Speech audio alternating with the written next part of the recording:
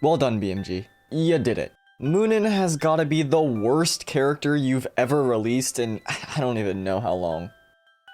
Now, Hugin, on the other hand, it's well past midnight already, so I don't know how many games I'll be able to get, but let's just queue and see. So I have been informed from a handful of people that Hugin is actually Munin's brother, not sister, so of course I'll just keep calling her her sister, because I don't think I've ever been wrong about anything. Obviously, Munin is a complete disgrace to the game. It's embarrassing that Brawlhalla even has to add it to appease you peons. Us real ones know Hugin is the real reason why this character is even in the game. It is unfortunate that we have to succumb to such petty methods of adding in a separate character. It says Munin at the top, probably a glitch. This move doesn't give a chase dodge. It probably doesn't give a chase dodge because they were so embarrassed that they added Munin to the game that they needed to nerf her in some way to say, you know what, I wish she wasn't even here. I wish you were never born. Hugin, on the other hand, I mean, absolute majesty. Really, you can even see it in the gameplay. She's more fluid, she's cleaner, she's cooler, she's got it all, honestly. She's got everything. I missed that sig on purpose just to show you how beautiful it was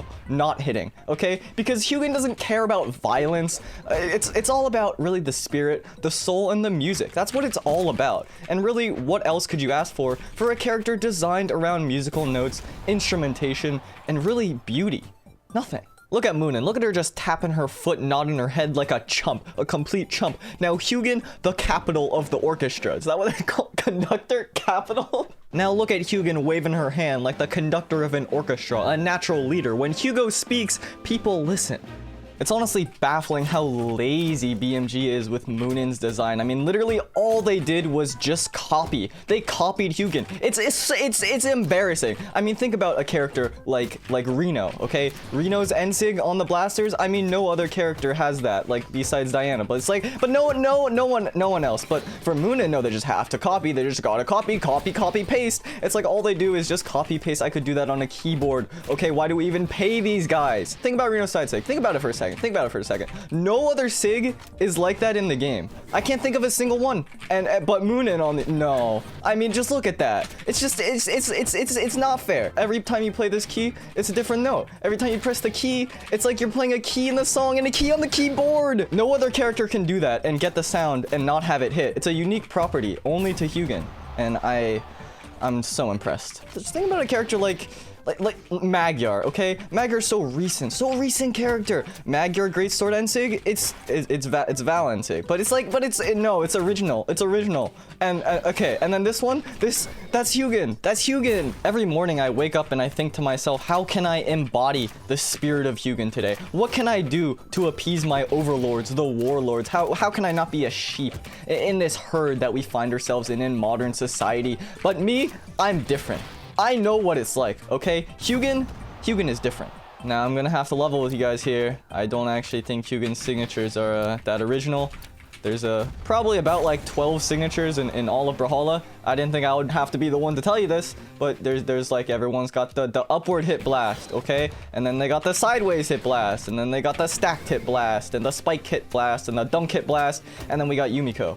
And then otherwise pretty much everyone fits into that category. There's the backup blast too, but yeah, it's like there's 50 characters and they all like share moves and properties, and so there's not like a lot of game breaking moves that they can add, so pretty much everyone's got the same assortment of the same ones. But no, this is the breaking point, because they did it to Hugin, okay?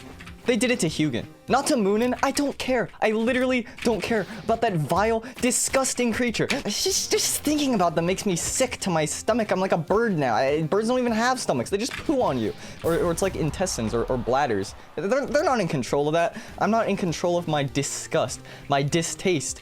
But yeah, it does seem like a strange thing to be up in arms about. I don't know. I've been seeing this a lot in the YouTube, in the Twitch, in the TV Twitch, in the Discord.ggs, in the Reddit.coms. Is this like a new thing? Are people only now realizing there's only so many SIGs in the game, and then everyone just has like different versions of it with different frame data? I don't know. I feel like I'm taking crazy pills here. Again, I didn't want to have to be the one to tell you this, but that's the way it's been for like 6 years now. That's how the game's designed. There's a lot of overlap between character properties, like everyone has the same dash height and fall speed and jump height and fast fall speed, and so they can't make like a lot of characters that have a ton of unique moves, and there's only so many areas and spaces in a 2D fighting game platform fighter space, so there's a lot of crossover. I don't know. I feel like it's not that not that big of a deal, but maybe I'm also dumb. So I mean, that's not a maybe. That's a guarantee. That's a certified. Let's do what I like to call a Hugin classic combo here, okay? This is taught at all the Hugin academies, all the Hugin schools. Everyone knows this one, everyone learns this one. If you don't know it, then I'm sorry to tell you, you've been going to something fake. It's not in the books, but maybe one day. Maybe one day it'll come to your curriculum. I don't know. I don't really feel like it's an issue or anything. I think people in general kind of like getting mad about stuff, and I don't know. In 2 weeks, I feel like nobody will complain about this. It's the same with like the post-game chat. I pressed the wrong button. I think there's a small group of people that have legitimate concern and they want to talk about it and air those frustrations. I think very, very warranted. And then I think there's like a much larger group of people that just want to be angry, and then they latch on to the hot topic of the day. And then they do that, and then they won't care in like 2 weeks. But that's usually how things go. So I don't really think it's a big deal or anything like that. But I don't know. I just don't like seeing people be like sad or mad, because then I get sad, and then I get mad, and then I want to go down, and I want to go. If you're a Munin player, you probably couldn't understand that. Hugin players, you guys know what I'm talking about. I don't know. I just like seeing people be happy. I'm kind of a dweeb, you could say. So that does remind me though. I was talking about something like this, similar line of thought on stream the other day with the Twitch old chat, talking about community and culture and how we can foster a good community. And this, I guess, this is a good transition to talk about that, given that we have to ostracize ourselves from the, of course, abhorrent, terrible, horrible, no good, very bad Munin mains. That didn't hit me. That was a good edge guard. I'm dead.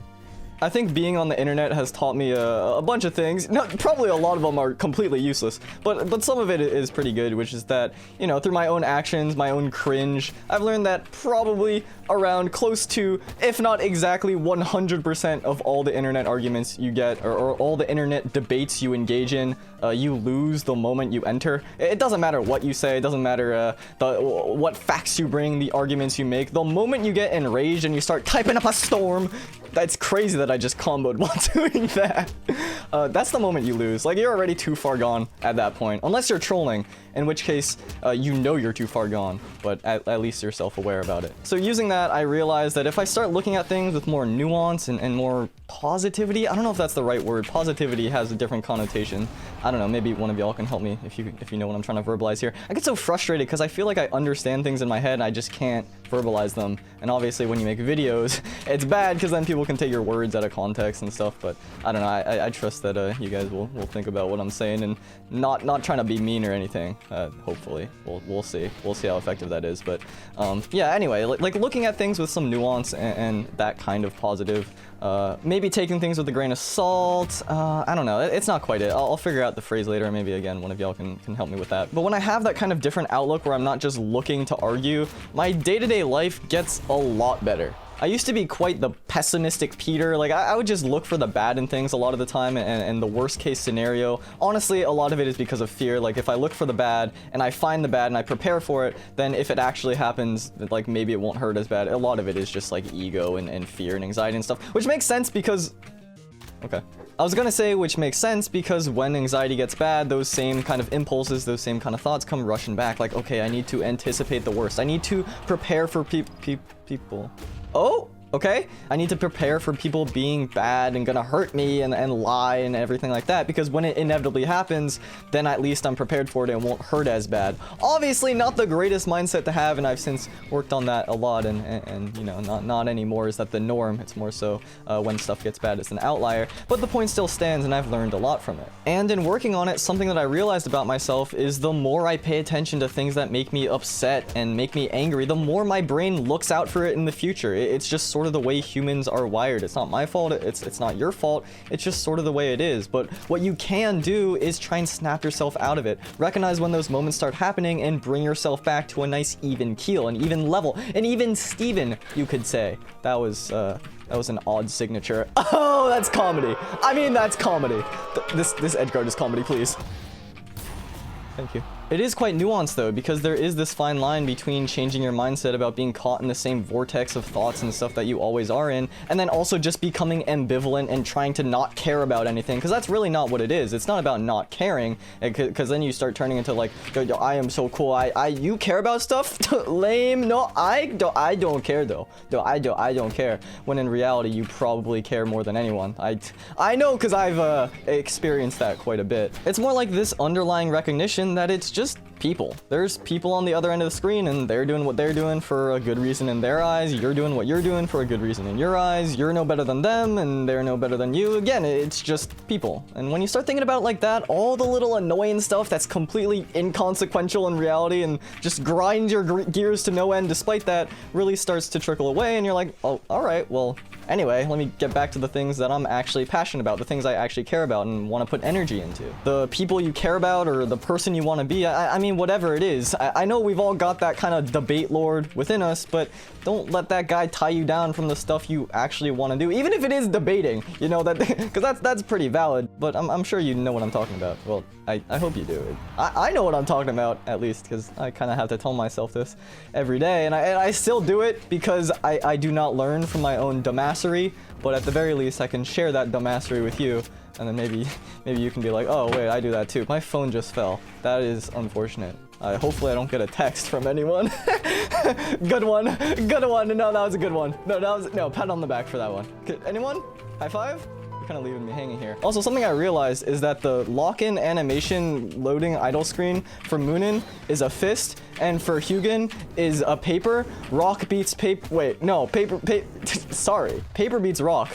So that's just tangible proof. I don't know. I just like talking about this stuff because I cringe at myself, which is very for the win. It's very epic style. I really don't know where this video went. This is what happens when I just rattle off thoughts without putting more thought process into it. Again, I just use the same word twice. I'm not very verbose, however you say that one. Let's just move on from this game. I can figure out what to talk about in the next one during queue. In reality, what I'm gonna do is play in queue. Okay, actually, that's getting censored. No free promotion. Okay, you gotta pay me, all right?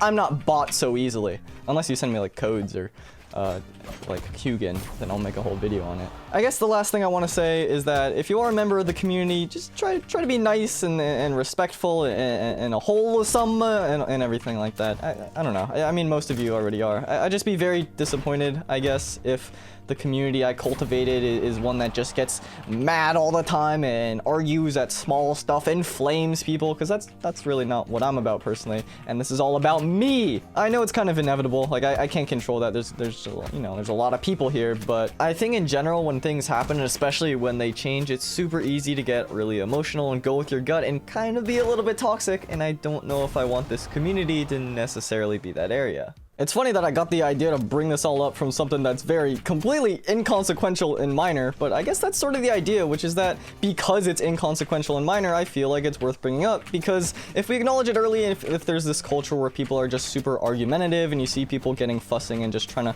start arguments with each other all the time, if we start to acknowledge that early, then it doesn't really snowball into anything bigger, and then when things actually matter, there's not this culture where just being angry and hating things and hating people is okay, and there's just a lot of unmoderated stuff spewing around in these here parts, because there's plenty of good places for that, and it's just sort of a culture thing that I want to establish here and all that, and 99% of the time it's perfect. I mean, you guys are fantastic. And if you have any ideas about how to make this community better, you know, all ears are open in the Discord and in Twitch chat and all that.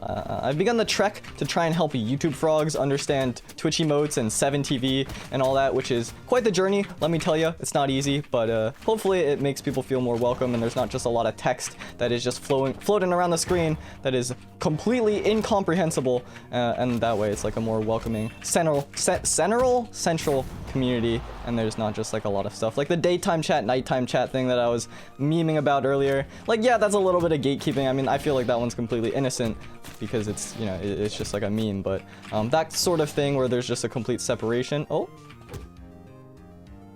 okay. separation between knowledge. I don't really remember what I was saying there. Basically, the point is that there's like sometimes a gap between what people know, because if you're new to Twitch, then of course you wouldn't know all about the emotes and all that culture and stuff. So I don't want to be like, you don't know, but I know. Like I want to try and help y'all out, because you're just trying to participate in the community, and that's all good in my book. You know, everyone just kind of wants to be a part of something, and if this is the area, then that's cool. If this is not the area, I completely understand. I'm a complete weirdo, so I don't know why you would wanna do that, but yeah, if you do, that we got a Discord and everything. Why is this just a big advertisement? I don't know. This is what happens. This is what happens. I've mentioned this before. When you make videos for too long, eventually you just monetize everything you say. And what is happening anymore? I don't know. This video turned out really weird. The point, I guess, thesis of everything I'm saying is I don't really want this community to be one that's super gatekeepy. I want people to kind of feel okay here and be like, you know what, this is a chill space. You know, I can spend some time here. Unless you're mean, and then we'll gatekeep you, of course, obviously. And also if you're a Munin player, oh my, you're getting gatekept. You're getting so gatekept, you won't even be allowed to the gates. The gates are secret. You don't know where they are. I know where they are though. Anyway, weird video. Wowzers.